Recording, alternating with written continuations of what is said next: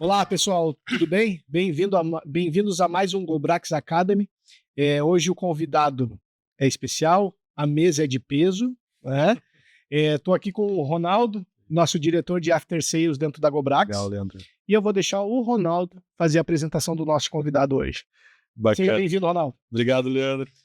Bom, hoje, para mim, assim, é uma honra estar recebendo o Paulo Carvalho aqui, um dos executivos assim que eu me enxergo muito, eu busco muita informação com ele, cara que a gente teve a oportunidade de trabalhar junto, excepcional, uma carreira em grandes empresas, Coca-Cola, Philip Morris, Votorantim, né, Paulo? E assim, dispensa apresentação, um cara que é fantástico no TRC, um nome de referência e que vem fazendo um excelente trabalho aí na presidência da Ritmo. Seja bem-vindo, Paulo, muito obrigado pelo convite, é uma honra estar aqui partilhando da mesa com você e gerar bastante conteúdo para o nosso GoBrax Academy. Bom, boa tarde a todos aí, né? É um prazer enorme estar aqui com vocês. Muito feliz pelo convite. Ronaldo, com você, então, uma parceria que já vem de 12 anos que a gente se conhece desse mercado, né? E que foi uma parceria muito legal lá no começo, né? Onde eu estava começando a construir a Ritmo, né? E você ajudou num pedaço dessa história, né? A Ritmo fez 13 anos ontem, e com certeza tem um pedacinho de Ronaldo nesses 3 anos de ritmo. É muito bacana essa caminhada, assim, porque o Paulo, a gente estava conversando no almoço, relembrando em alguns momentos, o quanto foi importante numa festa de 80 anos do Sete Separ, uma baita festa, né? Paulo é um dos diretores do Sete Separ também, responsável pela carteira de SG lá, muito bacana, juntamente com a Josana, né? E a gente estava comentando o quanto ele fez diferença na minha carreira, assim, e talvez ele não tinha essa noção, e eu repeti hoje no almoço para ele com muito carinho, porque é um cara de referência, um cara muito justo, um cara super dentro do compliance, e assim, super agregador, e nunca deixou de ser humilde, isso é fantástico, eu acho que isso é um dos brilhos que eu mais admiro na tua governança, Paulo. Muito obrigado por você ter colaborado com a minha carreira profissional. Prazer, Ronaldo. Prazer enorme aí. E estamos aqui para ajudar a contribuir, né? Contar um pouco da nossa história, né? Até para que as pessoas entendam um pouco de todas as dificuldades, de todos os momentos, né? De como se faz para a gente chegar onde que a gente chegou, né? Nada é por acaso, nada é de graça. Tudo tem trabalho, oportunidades, momentos, né? Tem uma congruência de coisas aí que fazem tudo acontecer. Perfeito, Paulo. Falei, pessoal, que a mesa era de peso hoje. Paulo, agora um comentário do Ronaldo e você se apresentando. Fala um pouquinho para a gente acabou ficando curioso, né? Esse encontro que vocês tiveram, um pouquinho dessa história tua profissional, aonde começou até o momento teu atual, né? Se puder fazer um resumo aí para a gente, fico feliz. Tá, joia. Falar um pouco, não vou passar por todas as empresas, não vou passar pelas principais empresas assim, né? Comecei estagiando numa empresa chamada Toda Skinny, em massas e biscoitos, né? Que tinha aqui, que era uma empresa local, né? Paranaense. E depois de lá eu fui efetivado e fui trabalhar na Philip Morris, né? Que era uma empresa de cigarros, né? Que tinha aqui, que é onde é a Mondelez hoje, né? E eu fiquei lá por um período, né? Na área de controladoria. Até quando entrei na Toresquini, eu fazia administração de empresas, né? Eu sou formado em administração de empresas. E quando eu cheguei na Philip Morris, eu comecei a trabalhar com controladoria, com contabilidade. E eu vi, cara, eu preciso ir para esse lado. Eu preciso aprender contabilidade, eu preciso me entender mais de contabilidade. Daí eu fiz vestibular de volta, passei em contabilidade e cursei contabilidade, me formei em contabilidade, né? Então eu sou administrador e contador. E depois da Philip Morris eu fui para Coca-Cola, né? E daí a gente começou a fazer um trabalho na Coca-Cola de fazer toda a parte de dolarização, né? O S-Gap da Coca-Cola, né? Eu fui contratado para isso. E durante esse processo começou a implantar o SAP na Coca-Cola. Aí eu fui designado para ser um dos key users para a implantação do SAP. Eu fiquei um ano no projeto, né? Quando ele saiu desse projeto, eu treinei aproximadamente 1.000 pessoas, né? A gente fez uma academia, a gente fechou um hotel, a gente fez uma academia, e eu treinei essas 1.000 pessoas nos módulos em que eu virei o especialista ali, né?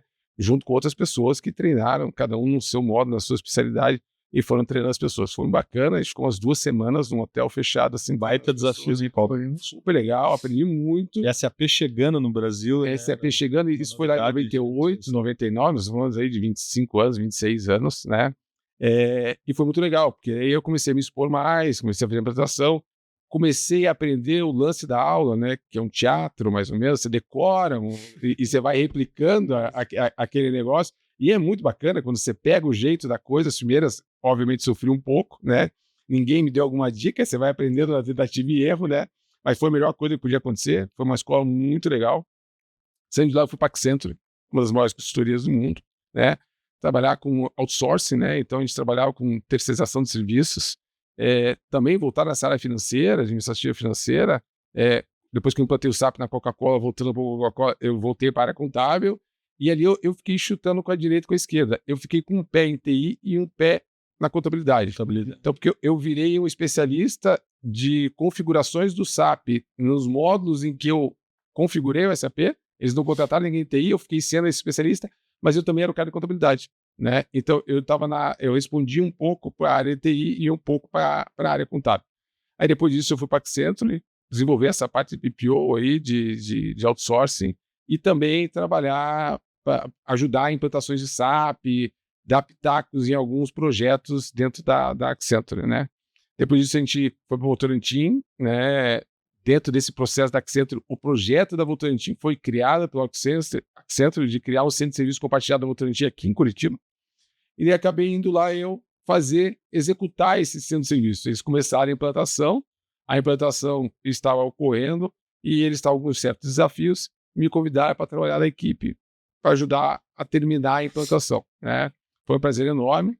Fui para lá, fiquei 5 anos ajudando a implantar e fazendo várias coisas, trabalhando diretamente com a editoria. A gente criou várias células separadas, a gente fez um modelo diferente de CSC na época, e a principal função que eu tinha lá era atender a auditoria, né? Então, a auditoria era trimestrais, mas acabava emendando praticamente uma auditoria na outra, eles ficavam lá o ano inteiro, né? E a gente ficava dando esse suporte à auditoria e fazendo todos os indicadores contábeis e para conseguir bondes junto ao grupo todo, porque ali fazia a contabilidade de todas as empresas do grupo, né?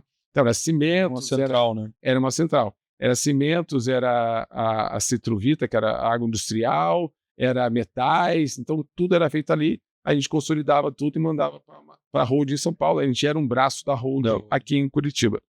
Aí depois disso, veio a oportunidade da Ritmo Logística.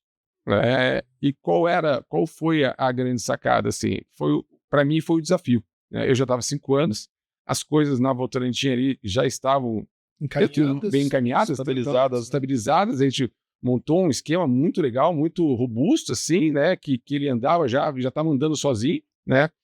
E veio o desafio porque era uma fusão de 2 partes de 2 empresas, né? Então, as 2 empresas eram a LL, que hoje é Rumo, né? Do trem, Sim. E era a Ouro Verde, que hoje virou Unidas, né? Então, as 2 tiraram a parte de transporte e fizeram uma fusão, criando a Ritmo, onde a LL ficou com 65% e a Ouro Verde ficou com 35% desse negócio. A diferença desse percentual, basicamente, porque a LL tinha um potencial de conseguir mais clientes rapidamente, uma vez que todo produto que chega na ferrovia, ele chega via rodoviária, né? E a ideia do projeto era pegar essa ponta rodo que eles falavam e potencializar isso para a Ritmo, né? E com isso você ia fazer a Ritmo crescer. E como a LL tinha esses clientes na mão, ela acabou ficando com um percentual maior da participação da empresa. E por que eu entrei nisso? Porque a parte operacional das 2 empresas veio, mas a parte administrativa financeira dessas 2 empresas não vieram nessa fusão. E eu entrei justamente para montar quantos a pagar, quantos a receber, fiscal, TI, suprimentos, contratar o ERP, BI, tudo, do zero. Então a gente não tinha nada e a gente começou a formar tudo isso, né? Então foi nesse momento que eu realmente entrei no transporte como transportadora, né? Porque lá atrás eu participava de algumas coisas, inclusive na Votorantim, eu implantei a Ripon, né? Que foi a primeira vez que eu tive um contato com o frete, foi ali nesse momento, né? Que a Votorantim precisava, ela tinha uma transportadora e ela precisava fazer isso acontecer e foi através Sim, com a lei, né? Exatamente, né?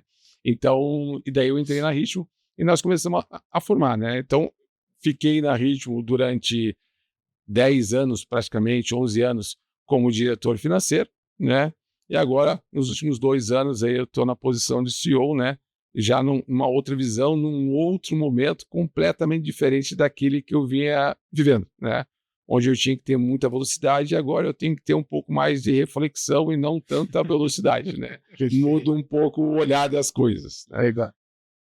Paulo, muito bacana a tua trajetória aí, grandes empresas, assim, um know-how sensacional, né?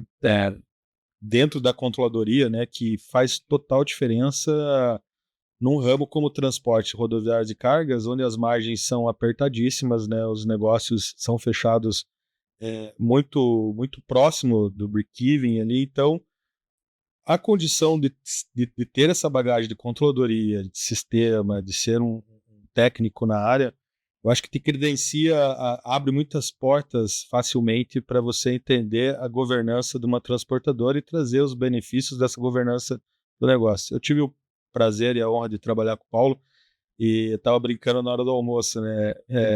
Cara, a gente tinha uma reunião gerencial para apresentar os números para o conselho na sequência. A gente, todo gestor ia lá prestar conta e o Paulo era o controller na época. Essa conta não tá fechando, de cabeça, assim, já. Ali começava o pânico do gerente, né? Pô, mas... E, cara, essa metodologia que eu peguei para a vida, assim, que é realmente controlar ali nos centavos, que faz a diferença no transporte, eu acho que aí, Paulo, te credencia com muita facilidade de você conduzir um grupo hoje robusto, como é a Ritmo Logística, uma empresa referência entre as melhores e maiores do transporte nacional e América Latina aí, né? Vocês têm uma importante operação no Mercosul. Isso te credencia e te dá tranquilidade por tudo que você passou de gerenciar essa gurizada que está vindo, né? Trazendo esse know-how e colocando essa questão de controladoria de custo, de analisar custo, de não fazer tudo a toque de caixa, de realmente analisar, fazer conta. Eu acho que isso, essa tua postura de envolver isso no negócio traz muito resultado. E me conta como que está sendo o desafio nesse momento, com toda essa turbulência do mercado, mão de obra escassa, né, especializada, como é que a gente faz a Ritmo crescer na forma que ela está crescendo, que hoje na tua gestão você praticamente dobrou o hobby da companhia, né, trouxe números expressivos para o negócio. Então, Ronaldo, uma excelente pergunta, né? Tem vários fatores. Isso tudo não foi fácil, né? Voltando um pouco da época da fusão, a gente tinha 2 culturas completamente diferentes, né? A gente está falando de uma LL, bancada, né? Extremamente agressiva, né? Em todos os sentidos, né? Uma cultura diferente, muito voltada a resultado, metas, né? Arrojadas, fortes. E uma empresa mais familiar, né? Que era Ouro Verde, uma empresa que já tinha 40 e poucos anos na época, uma empresa sólida, também boa, mas uma cultura familiar, né? Tocada, já recém começado a profissionalizar a empresa, né? Então, na hora que teve essa fusão, teve choques muito grandes na empresa, até para vocês terem uma ideia, de todos os executivos da fusão, só sobrou eu. Todos os gerentes que tinham no dia 1º de julho de 2011, né, que foram há 13 anos atrás, exatamente, de todos os gerentes e diretores, só eu estou na empresa até hoje. Obviamente tem mais gente que está na empresa, né, mas não que estavam no cargo de gerente ou diretor. Por quê? É o choque de cultura, é o momento de cada um, as pessoas vão saindo, obviamente tem pessoas saindo não por causa de cultura, por causa de outros problemas, mas as coisas foram acontecendo, né? O que me ajudou muito, né? Cara, toda essa bagagem que eu tive nessas empresas que eu passei, né? A vivência com a auditoria, a pegada com a auditoria, sabia que o negócio era mais robusto, era no centavo, tinha que controlar, você tinha que ter um número, você tinha que ter explicação do número, né? O auditor, ele é muito crítico em tudo, ele duvida de tudo e ele quer uma contraprova daquilo tudo, né? Que é o papel dele. É o papel dele. Exatamente, né? Não é que ele esteja errado, ele está fazendo a parte dele e você tem que ter isso facilmente na tua mão, você tem que ter um controle, você tem que ter uma metodologia para guardar as informações, porque imagine, ele chega 4, 5 meses depois que um fato aconteceu e quer saber o detalhe daquele fato. Se você não souber documentar e sentir um nível de importância que aquele fato tem para uma auditoria quando ele chega, você tem uma dificuldade de comprovar aquilo ou de resgatar aquela documentação que o auditor pede para você. Então, foi disso aí que começou tudo. Obviamente, contratei pessoas muito chaves para mim, muito importantes no desenvolvimento da Ritmo, que tinham muito mais conhecimento do negócio do que eu, que ajudou a gente a montar tudo isso, né? Criando vários indicadores, a gente trouxe os números contábeis, todas as diretorias, os gerentes que estão hoje, eles vieram de multinacionais, vieram de outros ramos, tem gente que veio do transporte também, mas passaram por outros ramos, assim como eu, e traz uma bagagem diferente para uma empresa de transporte, que geralmente nasce com algum motorista, alguma coisa assim, ela segue nesse ramo e a família fica só nesse ramo. A nossa família Ritmo, ela veio de vários ramos de atividade. Isso você deixa a empresa com uns toques diferentes e diversos em si, exatamente. Diverso. E você começa a ver indicadores melhores. As pessoas querem ver indicadores, as pessoas querem números. Elas procuram explicações com aplicativos, assim como o da GoBrax, por exemplo. Elas buscam tecnologia, elas buscam coisas diferentes para alcançar o resultado. E eu vejo isso muito, o teu sucesso, né, dentro da Ritmo, muito linkado à tua questão de controladoria, e é o que você vem comentando. Eu não consigo fazer uma empresa rampar se eu não tiver dados. Dados bem consolidados e ali na vírgula, né, Ronaldo? Então, isso te ajudou também muito nessa fase de crescimento. Esse teu conhecimento atrás, que é o que você tem ressaltando, para que trouxesse esse time. Aí eu fico perguntando assim, cara, como é que foi o choque de cultura para o Paulo alinhar esse time? Né? Porque, cara, você trouxe uma área X, uma área Y, como é que tu conseguiu lidar com isso também? Então, tivemos muitos problemas, não vou dizer que foi fácil, realmente não foi, e aí você começa a tratar sendo um pouco de psicólogo nesse negócio todo, né? Você tem que começar a escutar bastante, né?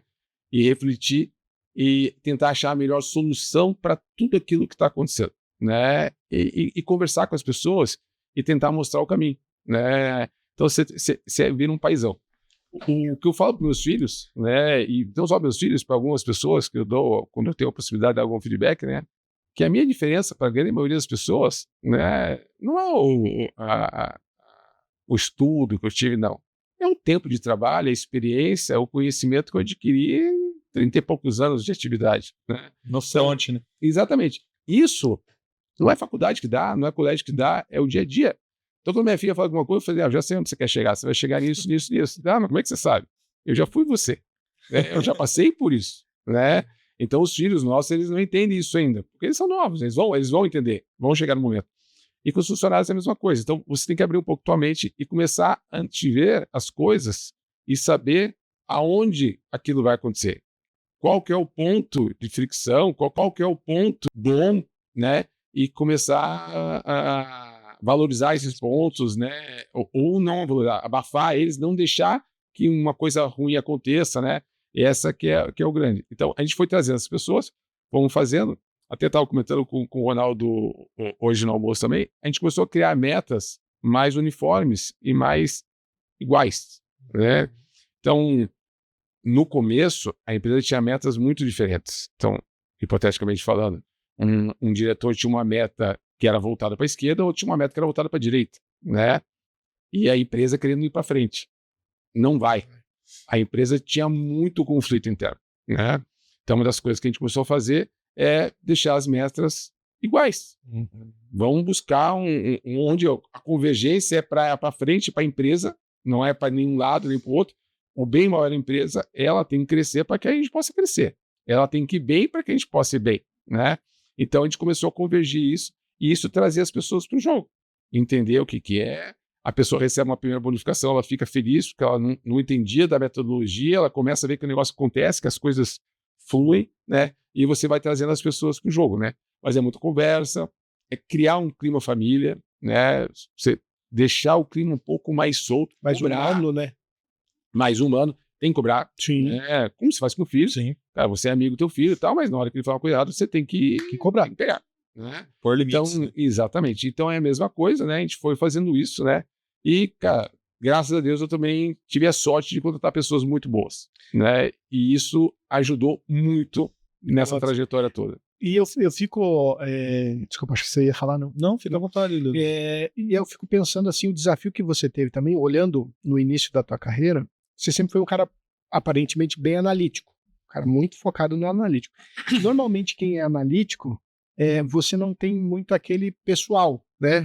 O gestão de pessoas, digamos assim, porque você está focado nos números. Foi um grande desafio para você gerenciar outras pessoas sendo uma pessoa mais analítica? Foi. Eu tive 2 desafios grandes, assim, no início de carreira, né? O primeiro foi quando você vira um coordenador, um supervisor, alguma coisa assim, que você tem que começar a delegar as coisas e a gerir as pessoas. Aí foi o primeiro choque, né? Porque eu, como era um cara analítico, eu fazia numa certa velocidade, confiava no meu número, e aquilo que eu fazia, você começou a fazer. Mas será que você tem a minha velocidade, Você que tá certo? a minha criticidade? Então aí começa um outro lado teu que você tem que desenvolver, né? Então esse foi um primeiro choque que eu tive, né? Só que junto com esse choque, que todo mundo tem, não só eu tenho, né? Veio a questão de liderar. Então eu saí de um cara que praticamente liderava a mim mesmo, né? Cumprindo meus horários de entrada e saída, minhas entregas, exatamente, e sendo super analítico. A partir daí, eu já não gerencio só o meu horário, eu tenho que gerenciar o horário de todo mundo, eu tenho que gerenciar a entrega de todo mundo, sabendo que cada um tem a sua velocidade, cada um tem a sua maneira de se colocar e de falar, e problemas familiares. Cara, aí começa a entrar num mundo que foge do teu controle. E a escuta ativa é muito importante nesse momento, né?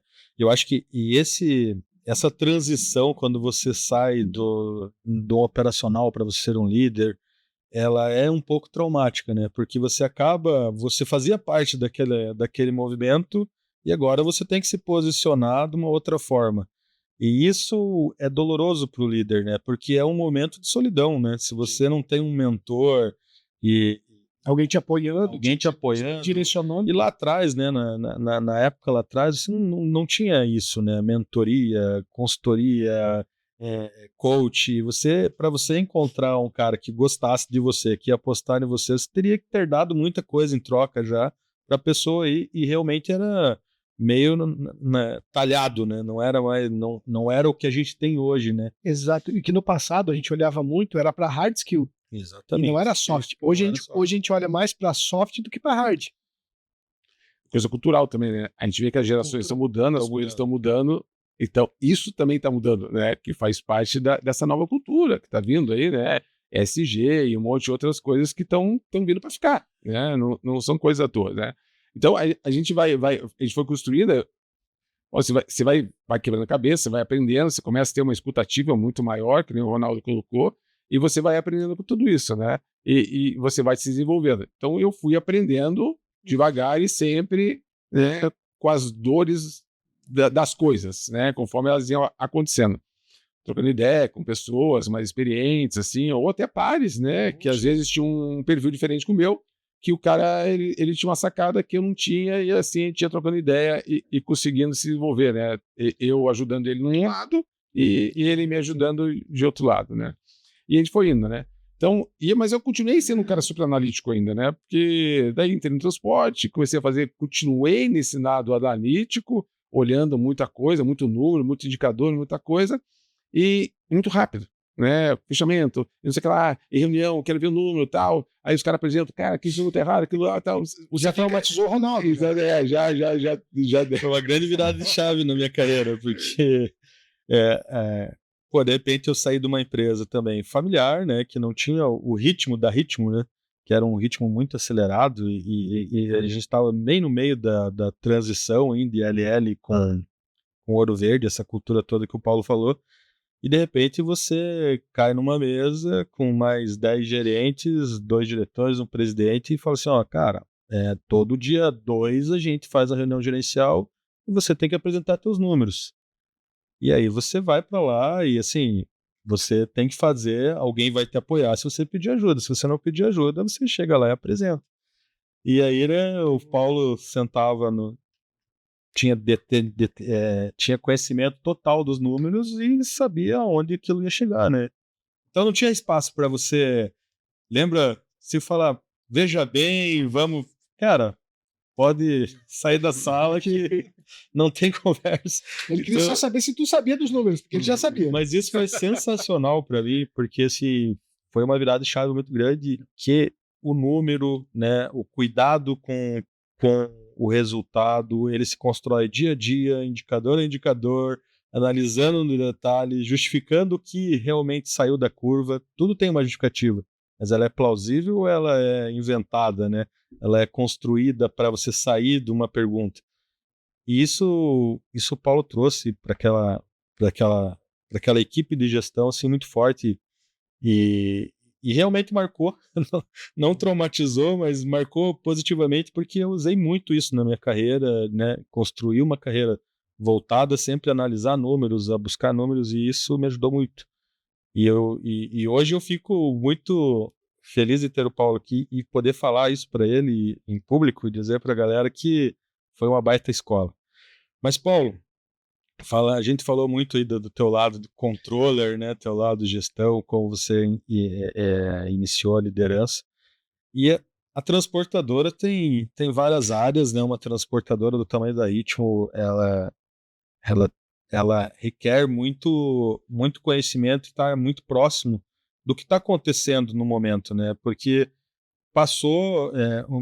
ao passar um certo tempo, você comprometeu um resultado, talvez do semestre, talvez do trimestre, então você tem que estar olhando muito próximo. E as pessoas que fazem esse resultado, né? Então, como manter esse time engajado, como estar lá falando próximo, como estar próximo do motorista, que é o protagonista de uma transportadora, né? Hoje em dia, eu vejo várias campanhas da Ritmo, acompanho nas redes sociais, vocês estão buscando essa proximidade com o motorista, não só o motorista da casa, mas o agregado. Como que você vê o engajamento do teu time de gestores buscando a ponta lá, o front? Como que vocês estão dando retaguarda para esse pessoal que está lá, levando o nome da Ritmo dentro dos clientes e para a sociedade? Ronaldo, eu sempre falo pro meu time, né? O cliente, a gente precisa do cliente, né? Sem o cliente, a Ritmo não existe, né? E, cara, sem o motorista, aí que não tem mais nada, né? Então, a gente tem que dar foco nessas pessoas, né? A gente tem que dar foco, a gente tem que suportar eles, a gente tem que estar perto. São pessoas, como qualquer outra pessoa, têm problemas, querendo ou não, ficam de 10, 12 horas por dia dirigindo um caminhão. Solidão, né? Quem gosta de carro, viagem, estrada, sabe o que é você viajar 4, 5, 6 horas. Imagina você ficar todos os dias 10, 12 horas e dormindo fora de casa dentro do caminhão, né? Então, são pessoas que a gente tem que valorizar demais por tudo que elas fazem. Você pode ver nessa mesa aqui, por exemplo, não tem nada nessa mesa aqui que não veio do caminhão. Exatamente. Não tem nada. Para chegar num ponto de venda, ela precisou chegar de um transporte, tá? Ou um carro, um utilitário leve ou um caminhão, né? Então, a gente vê a importância que ele tem para a economia como um todo, né? E a gente procura estar perto. Eu falo, meu pessoal, a gente tem que escutar, né? A gente começou uma operação nova há pouco tempo lá no MS e eu fui na operação. Eu gosto de sempre que a operação começa, eu dou um cheiro na operação para ver como é que foi a implantação. Eu não fico atrapalhando a implantação. A gente já tem uma cartilha, tem várias métricas e sistemas que a gente faz para fazer a implantação. Obviamente, cada implantação é diferente, então sempre acaba acrescentando algumas coisas nessa cartilha, ou algumas coisas acaba não utilizando porque não faz parte daquela operação. Então, eu deixo o pessoal implantar e depois eu vou dar uma visitada para ver como ficou, né, dar aquela olhada de dono, né? E bater papo com os motoristas, né? Quem mais pode me falar mais da operação do que o motorista, que é o cara que está o dia a dia ali, né? E daí eu notei que nessa operação específica, o gerente da operação estava longe dos motoristas. Tá? Então ele não ia na troca de turnos, ele não ia falar com os motoristas, ele não entendia a dor dos motoristas. Né? Eu cheguei lá, comecei a bater papo, e eles não sabiam nem quem eu era. Eu estava com a camisa da Ritmo, que eu estou hoje aqui, mas, cara, até aí, tudo bem, eles não sabiam quem eu era. Né? Aí cheguei, comecei a falar, eu falei, o problema é que eu posso te ajudar. Deu um dos motoristas falou assim, como assim? Ajudar o quê? Eu não sei. O que você está precisando? Eu te ajudo. Ele, aquele negócio assim que me prometeram que não veio, aquele negócio que ia chegar não chegou, tal, esqueci. Eu falei, perfeito. Pode deixar que eu vou providenciar para você. Então, você estando ali no front, você consegue sentir algumas dores e escutar algumas dores que você estando no escritório, você não vai. Não é lá. Não sente, né? A coisa não acontece no escritório, a coisa está acontecendo no campo.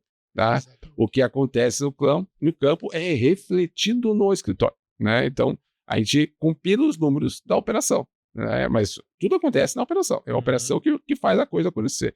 Então, a gente tem que estar próximo disso. Então, e esse é o recado que eu dou para o pessoal. A gente faz reuniões mensais, a gente faz reuniões de editoria semanais, né? Que é justamente para trazer esses pontos do que está acontecendo e sempre o foco também sempre é o motorista. O motorista sempre tem foco. Como é que está? Se o cara está fazendo muita hora extra, está pouco hora extra, está descansando, se está descansando. E digo até, não só o motorista nosso, o próprio agregado, né? A gente tem hoje na Ritmo 400 agregados. Então, eu tenho que olhar esses caras com muito carinho, né? Então, a gente cobra o pernoite, que os caras descansem bastante, que eles tenham um pernoite adequado e tal. Muitos no começo até reclamam às vezes, né? Eu falei, gente, é por segurança, é por bem-estar de vocês, é por tudo. E eu entendo que eles reclamam, porque quanto mais eles rodam, mais eles faturam. Sim. Né? Mas, gente, tem uma questão de segurança, tem uma questão de vida, tem uma questão de tanta coisa envolvida, que às vezes eles, nessa correria do dia a dia, né? Uma pressão, né? Trabalhando muito, ganhando pouco, conta para pagar.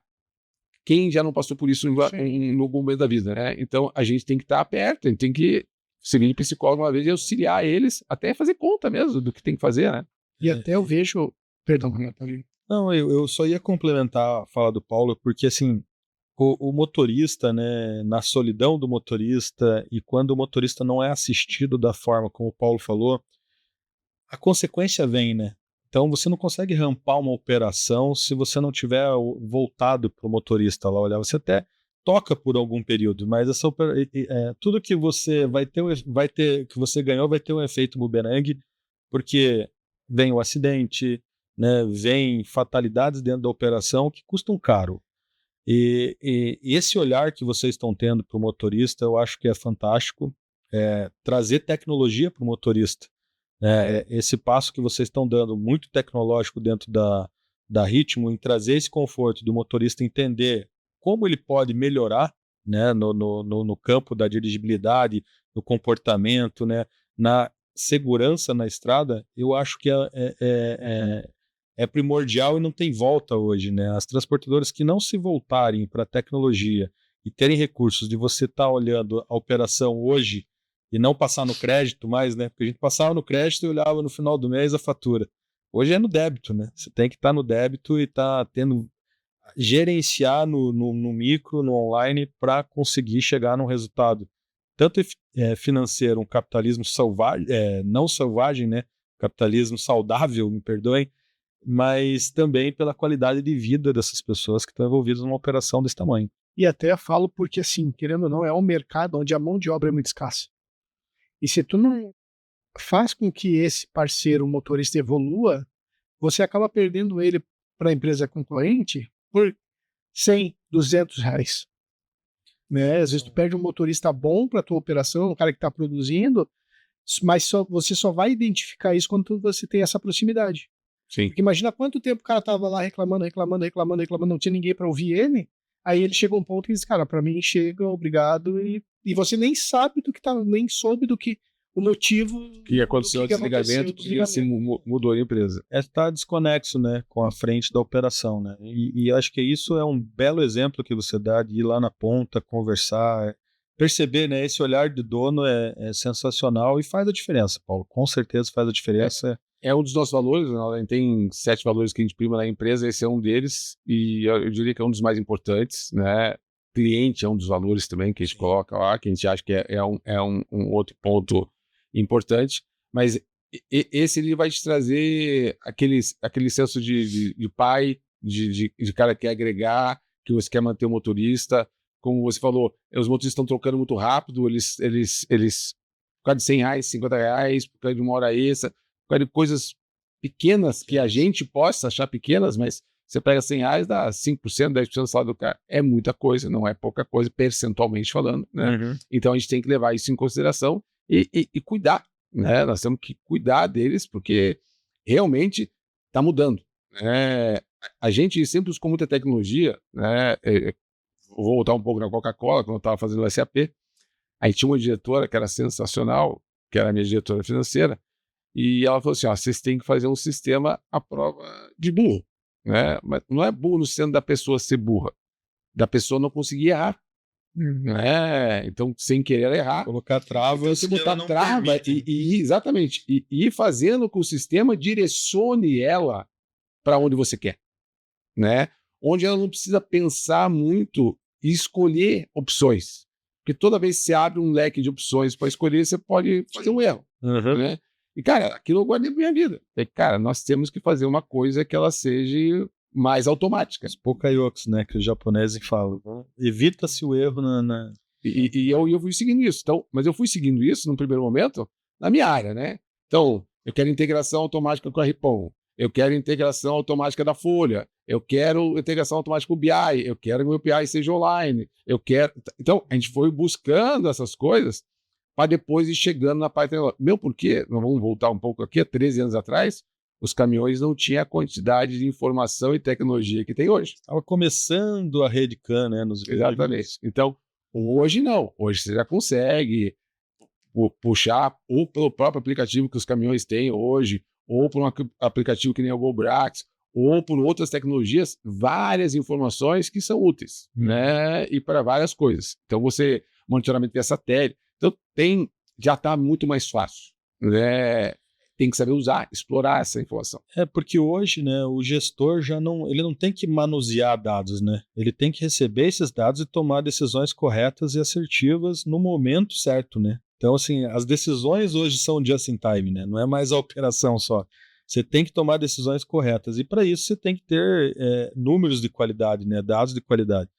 E eu acho que é uma das premissas da Ritmo, quando eu tive a oportunidade de fazer parte lá da família Ritmo, como o Paulo dirige, a quantidade de números que a gente avaliava, que a gente era munido, nutrido diariamente, né, o ritmo do negócio, os KPIs estampados na parede. Era uma época que você não via televisão na parede das empresas, né?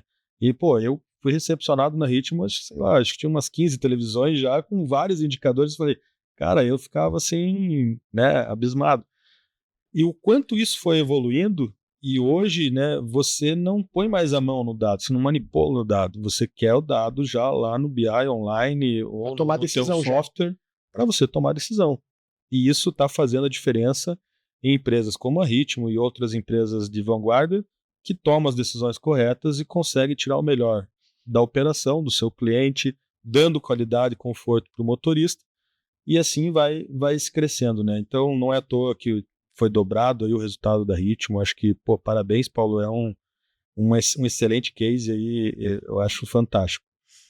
Mudando um pouquinho, assim, Paulo, falando da tua liderança sindical, né, como você assumiu essa nova gestão aí junto com o Silvio à frente do CERT-Cepar, eu acho que é uma bagagem também interessantíssima, né, porque você está lá com transportadores de todos os tamanhos, né, de todos os nichos, escutando muitos cases, horas de sucesso, hora não, podendo contribuir com empresas, com a bagagem que você trouxe de mercado.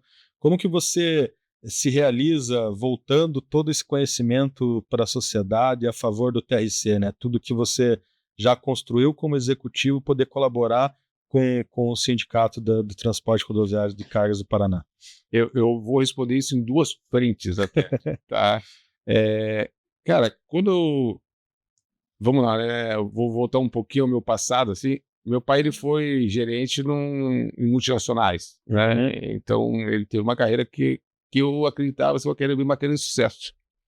E eu, como sou uma pessoa que sempre bota objetivos para mim, né? Como eu botei quando eu virei CEO, né? Que é essa meta de crescimento que nós estamos buscando, eu botei um objetivo para mim que eu queria virar gerente. Mas por quê?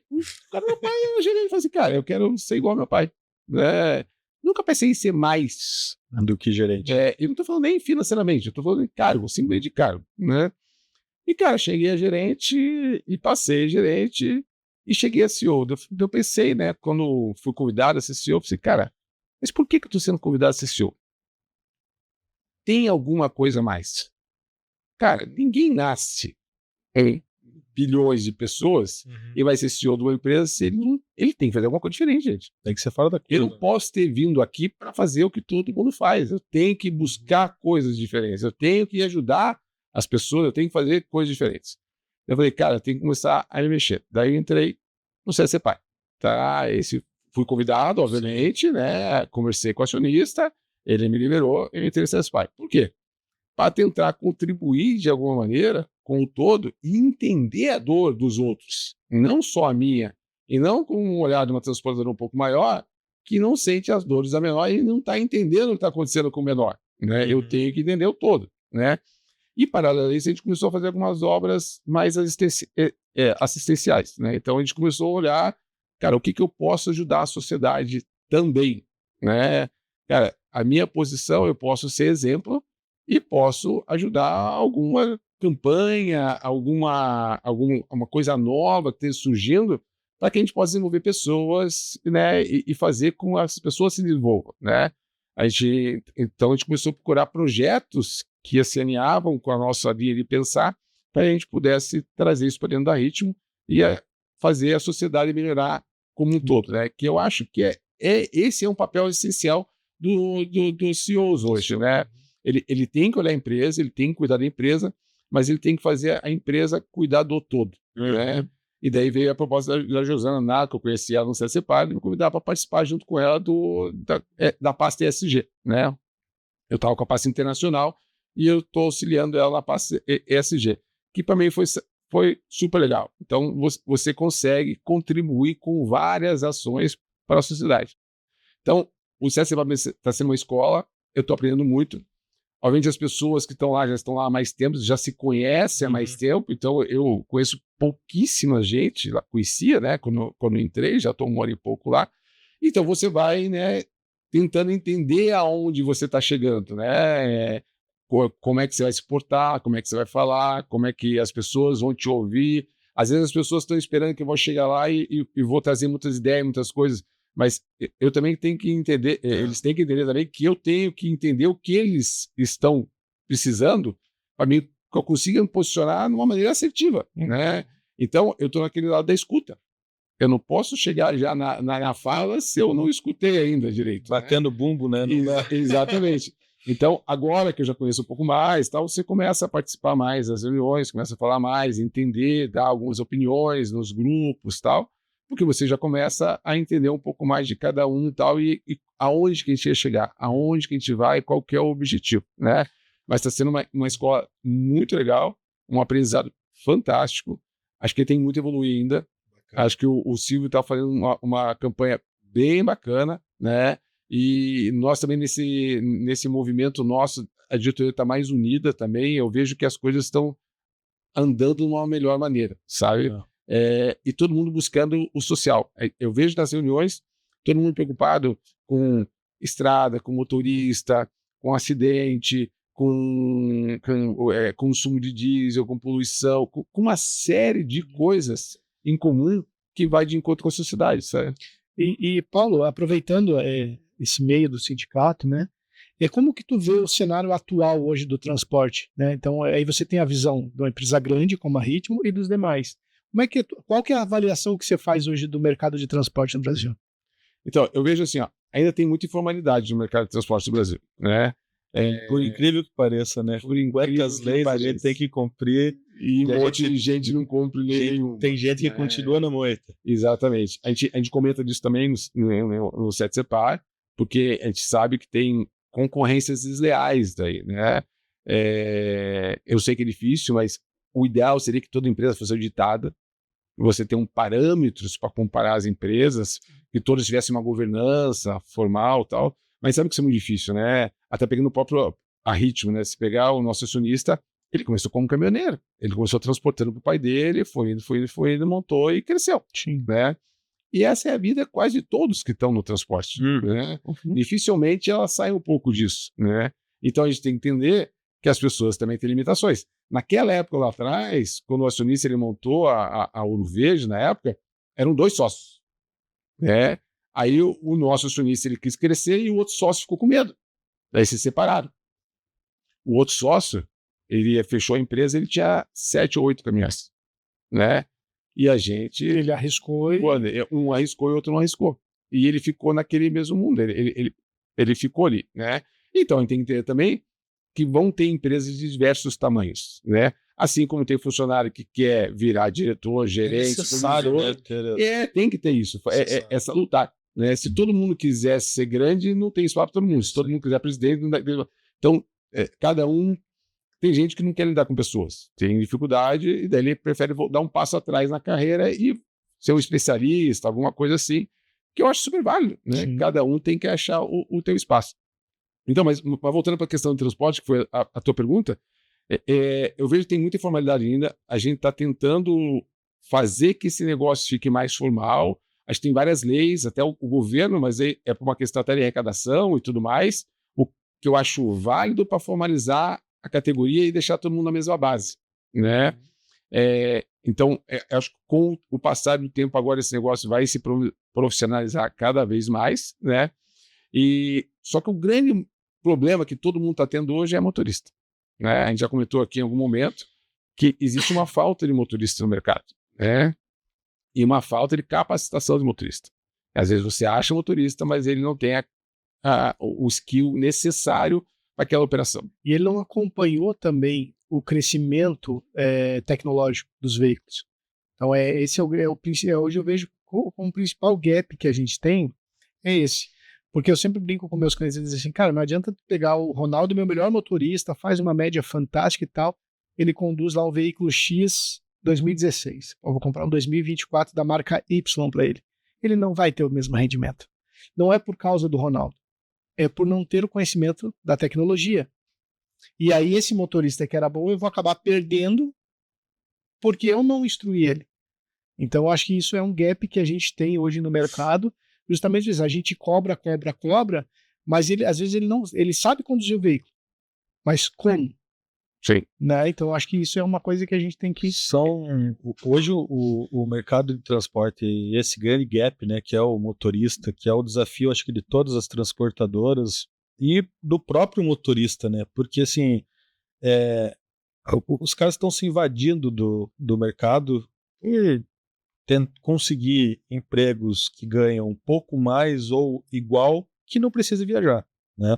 A gente tem aí plataformas de veículos que tomaram os lugares dos táxis, que tiram muito motorista das transportadoras hoje, né?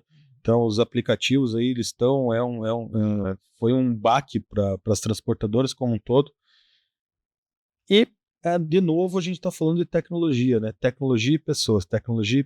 A gente sempre não vai sair desse por um bom tempo, né? Eu acho que não tem, eu vou dar minha opinião, eu acho que não tem mais como separar. Não tem mais. Não tem mais, né? A gente pode ver assim, vamos voltar um pouco na nossa conversa aqui também, né? A gente falou lá que em 2011, no começo da Ritmo, a gente não tinha muita tecnologia embarcada nos caminhões, que hoje tem uma quantidade absurda de tecnologia embarcada.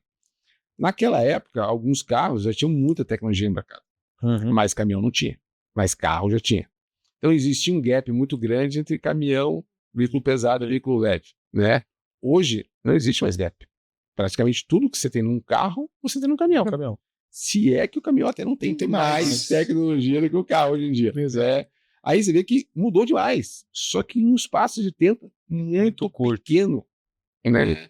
Aí como é que você vai? Acha que o motorista que tinha 50 anos, 60 anos, ele vai conseguir se desenvolver? Não vai. Eu tenho dificuldade, às vezes, para mexer no carro que eu tenho. Né? Exatamente. Então, tipo, aí... Veja, eu não estou querendo dizer que eu sou melhor que todo mundo, não é isso. Eu só querendo dizer que eu que sou um cara que já estou mais na tecnologia, exatamente, né? eu tenho dificuldade. Eu fico imaginando um cara que não tem, né?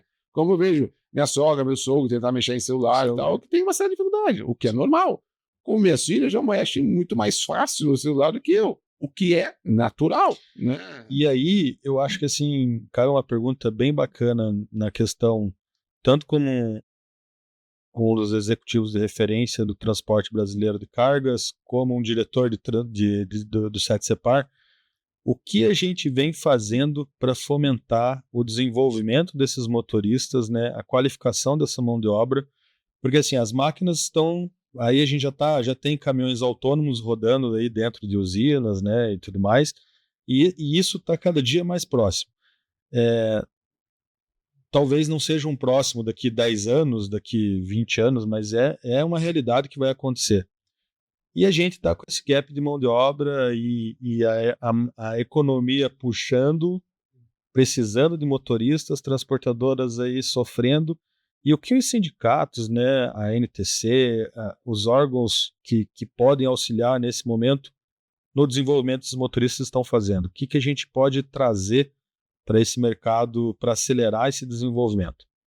Então, a gente tem procurado, né, de alguma maneira, fomentar o mercado com os motoristas, né? Buscando o jovem motorista. A gente vê que a idade do motorista está envelhecendo e o jovem não está vindo para esse mercado de trabalho. Não está aderindo, né? Não está aderindo. Um pouco é cultural, porque o jovem hoje ele quer trabalhar menos e ter uma vida de lazer maior. Qualidade de vida. Qualidade de vida, exatamente. Que talvez o que a gente que está nessa mesa aqui não teve. Né? Que eu não estou dizendo que está certo ou errado. Estou dizendo que é um momento de vida que está acontecendo. Exatamente. Como não era o momento dos nossos pais, nossos avós, assim por diante, cada um teve um momento e talvez seja um momento da nova geração. Isso está dificultando um pouco o mercado. Então, a gente está tentando fazer que tenha uma atratividade para a profissão. Né? Algumas coisas estão atrapalhando a gente. Vamos lá, a lei do motorista. Né? Independente se ela estava certa ou errada antes, mas a questão do descanso favorecia algumas coisas, até para o próprio motorista, e a questão dele poder, a folga que ele está fora, ele folgar em casa quando ele voltasse, era muito legal. Para ele era sensacional, né? Vou curtir com a minha família e não vou curtir na minha bolada. Você imagina, você viaja 3 semanas, quando você volta, você pode ficar 4, 5 dias com a tua família em casa. Sensacional, né? Você serviu a empresa e você tem um momento que você pode curtir tua família 100% dedicado, né? Aí vem uma lei que atrapalha tudo isso, né? Independente de qual foi a intenção da lei, mas não olhou para o olhar do motorista, que é uma pessoa essencial para o Brasil, né? A gente, todos os modais, hoje no Brasil, nenhum vai crescer. Você não tem nem tanto projeto assim para você mudar muitos modais. Curto prazo, né? A curto prazo. Você não consegue fazer uma ferrovia. Só que se o Brasil crescer 3, 4% ao ano, quanto vai crescer o transporte? Não é na mesma proporção. Não. Né? A capilaridade do transporte é muito maior, o crescimento dele é muito maior. A gente já vê que em questão de 10 anos, você descer para a praia aqui já fica impraticável. O movimento é absurdo. Você ir para Ponta Grossa também, ir para São Paulo também. Mato Grosso, né? Você vira... Cara, como é que vai ficar isso? Mato Grosso, todas as indústrias de celulose estão falando de fazer várias expansões no Mato Grosso. Hoje já tem uma dificuldade de mão de obra lá. Como é que vai ficar? Então, a gente conversa muito sobre isso, em criar academias, né? Então, de chamar as pessoas, fomentar para desenvolver a profissão. Então, em cidades menores, onde estão começando algumas operações, você tem que fazer isso. Chamar a dona de casa. Né? O que a gente sentiu em algumas operações, né? A dona de casa ela tem momentos de pico de atividade, né? Que seria de manhã, para levar o filho no colégio e tal, preparar o café ali para o marido e para ela e para o filho. Depois ela tem uma ociosidade. Daí ela tem um pico na hora do almoço, se o filho vier almoçar em casa ou o marido. Depois ela tem uma ociosidade e ela tem um pico no final do dia. Como é que eu consigo usar esse horário de ociosidade que ela tem para que ela consiga aumentar uma renda dela e trabalhar motorista para mim? Tá? Se eu fizer um turno de trabalho que ele quebre no meio dessa ociosidade dela e ela pegue um ônibus, seja motorista de ônibus, de van, ou que ela consiga fazer um trajeto de caminhão de entrega nesse período. Tá? Eu estou trazendo uma pessoa que, querendo ou não, mas isso é uma questão do gênero dela, que ela tem muito mais tato, muito mais cuidado com as coisas, o mercado que é mais bruto, né? Que vai dar um toque refinado para esse nosso mercado. Né? Exatamente. Então você consegue trazer uma pessoa que vai dirigir de uma maneira diferente, vai tratar o caminhão de uma maneira diferente, né? E vai melhorar todo o ecossistema. Se o senhor notar, muda tudo, né? Até fica mais bonito, né? O que é mais agradável, né? Então, tipo, eu vejo que tem mecanismos que a gente pode utilizar para melhorar. E o ponto que eu acho que vai chegar no futuro, né? Talvez a gente continue com esse gap, a gente não consiga cumprir esse gap. Eu acho que daí vem o jovem. Eu já fui ver empresas de tecnologia que fazem esses trailers, né? Que você tem esse cockpit, que o cara fica pilotando um caminhão daqui e o caminhão tá rodando lá na rua. Mas ele tá aqui sentado no cockpit com uma tela aqui na frente, como se estivesse jogando videogame. Sim. E na verdade ele tá pilotando um caminhão, não tem algo perigoso, uma mina, um lugar assim, né? Mas vejo que o futuro vai ser por aí, tá? Eu acho que vai ter muito jovem. E aí o jovem vai se encaixar perfeitamente. Porque o jovem gosta de joguinho, ele gosta de tecnologia. E a tecnologia vai embutir em tudo isso aí, né? Exato. E aí o cara pode estar em Curitiba dirigindo caminhão em Manaus. Tá? Rio Grande do Sul, Porto Alegre, Santa Catarina aqui. É o futuro que ninguém pode duvidar, né? Não, eu vejo que é bem factível, né? Agora, saber quando isso vai acontecer é difícil, né? Mas eu acho que vai, sem contar pelo autônomo mesmo. Mas o autônomo é assim, para quem tem carro, até caminhão que tem mais tecnologia, ele segue algumas coisas. Ele lê placas e ele lê sinalizações que tem, faixas que tem na rodovia. Se a rodovia não tem, obviamente ele não vai ver nada. Ele não é tão inteligente assim, né? Então, no Brasil, a gente tem muita limitação voltada a esse tipo de coisa. Estrutura, né? Que lá fora, em outros países, a gente não tem, e ele funciona legal. Eu peguei um carro de estava andando fora do país, e, cara, ele tinha placa, vamos supor, o limite era 100 km, daí ele cai para 60. O sistema do carro, ele lê as placas, e daí ele joga no teu monitor assim, 60, para avisar para você que caiu o limite de velocidade. Outro exemplo que ele tem na Alemanha, os carros elétricos, eles carregam na rodovia, rodando por indução. Então, claro que isso é um assunto que demanda muita história, mas hoje, se a gente pegar o Brasil não está preparado. Não tá. Né? Mas isso vai longe, né? Como a gente está encaminhando para o fim, Paulo, eu gostaria que a gente pudesse ficar batendo um papo que está agradável. Passa rápido quando Passa rápido bom, demais, né? quando o papo tá bom. Uma pergunta, o que motiva o Paulo hoje? Que motiva o Paulo hoje? Cara, eu me motivo a entregar meu máximo. Tá? Eu quero ser um cara extremamente feliz, eu quero que a minha equipe seja feliz, eu quero gerar oportunidade para todos os meus funcionários, tá? É isso que me motiva. Dizer assim, eu não trabalho isso para mim, eu trabalho para ajudar as pessoas. Né? Fala assim, você está sendo demagogo. Não, cara, tudo é importante, óbvio que tudo é importante, né? Mas, cara, hoje mesmo, cara, o que me faz feliz é isso, é ver as pessoas felizes, ver que você conseguiu ajudar as pessoas, desenvolver as pessoas. Você conhece uma pessoa 10 anos atrás, você vê o cara hoje, vê o cara completamente diferente, que o cara é melhor que você. Você fala assim, cara, esse cara vai tomar um lugar, né? O que é saltar? Porque eu sei que daqui a 10 anos eu não vou estar mais aqui. Aqui que eu digo no podcast. Ou como CEO, né? Assim, então, tipo, e eu acho muito bacana isso, né? Então, e hoje, na minha carreira, isso é um negócio que está me motivando demais, né? Eu tenho um cara que trabalha comigo, que já trabalha comigo há quase 20 anos, né? Que, cara, é o irmão que a vida me deu, né? É um cara sensacional, que eu acho que tem um potencial incrível, né? Tem coisa a melhorar ainda, como eu também tenho, como vocês aqui também tem, como todo mundo tem, mas é um cara que tem um potencial incrível, é um cara novo, né? E vai atropelar, sabe? Como outros mais, né? Exato. Então, isso me dá uma gratificação muito grande, sabe? E assim como a vida como um todo, né?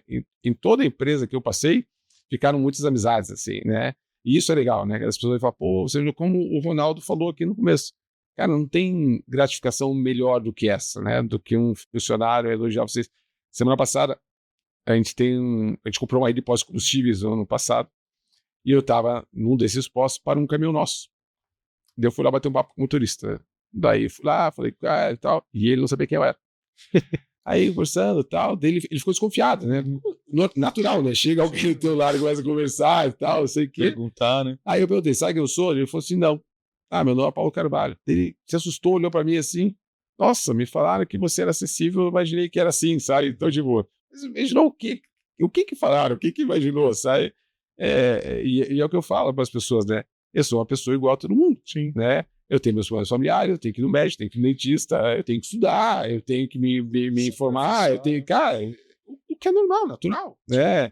Ninguém nasce sabendo tudo, fazendo tudo, né? A gente tem que correr atrás do nosso espaço, né?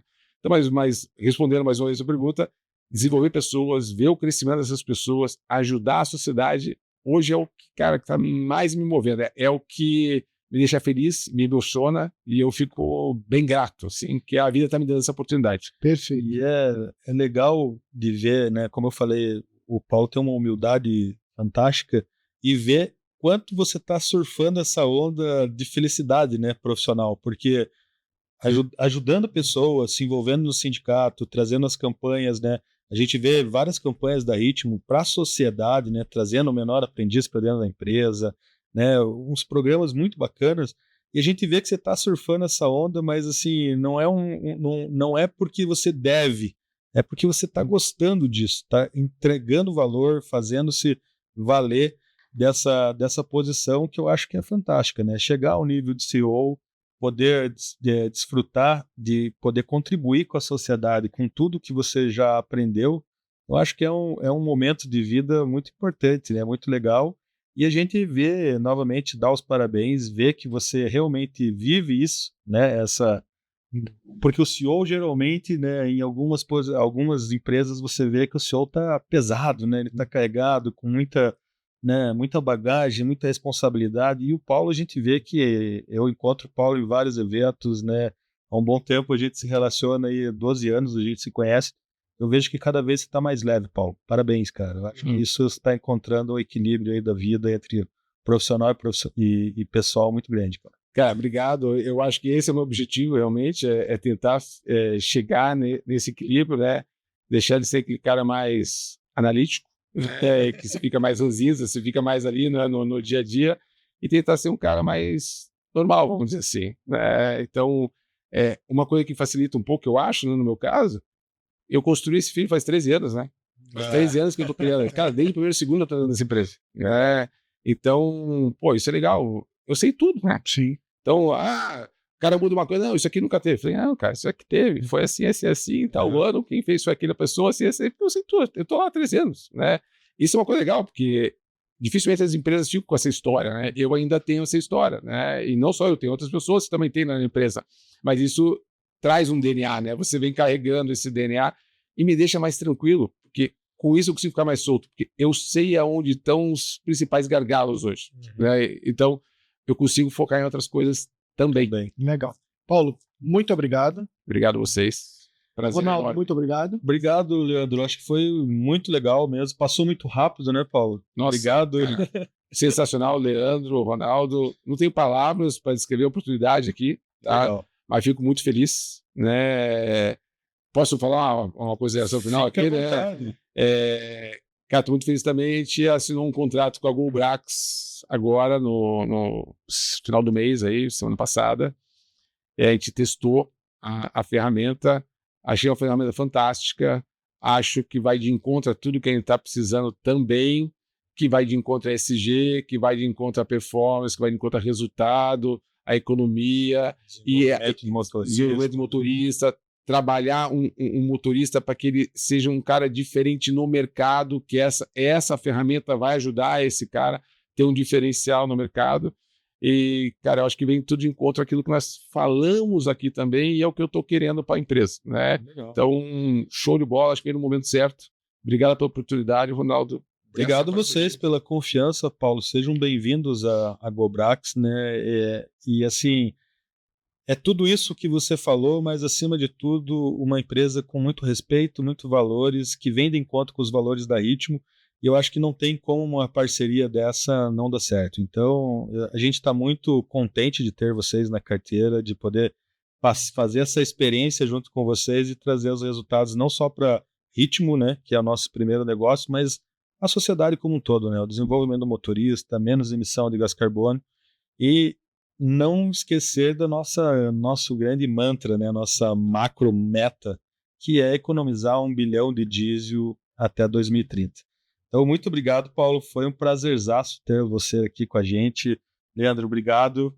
E ficamos aqui, finalizamos nosso GoBrax Academy hoje fantasticamente com o Paulo. Obrigado a todos.